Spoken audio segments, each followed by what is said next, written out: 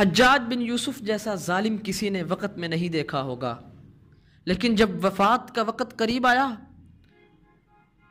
ماں چارپائی کے سرہانے پہ بیٹھی رو رہی ہے، حجاج سے کہنے لگی اے حجاج تو نے جتنا ظلم کیا ہے وقت میں کسی نے اتنا ظلم نہیں کیا، لہذا اللہ رب العزت تجھے کبھی نہیں بخشیں گے۔ حجاج رونے لگا اور کہنے لگا اے اماں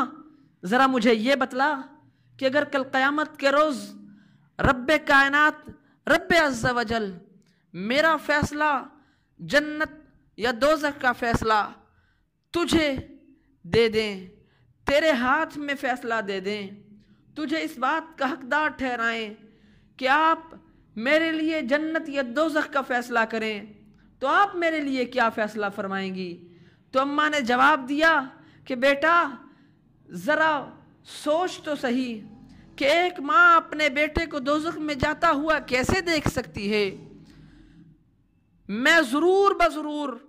تیرے لیے جنت کا فیصلہ کروں گی۔ اس وقت حجاج رونے لگا اور کہنے لگا اے اماں یاد رکھ میں اس ذات پر یقین رکھتا ہوں کہ جو اپنے بندے سے 70 ماؤں سے بھی زیادہ محبت کرتا ہے۔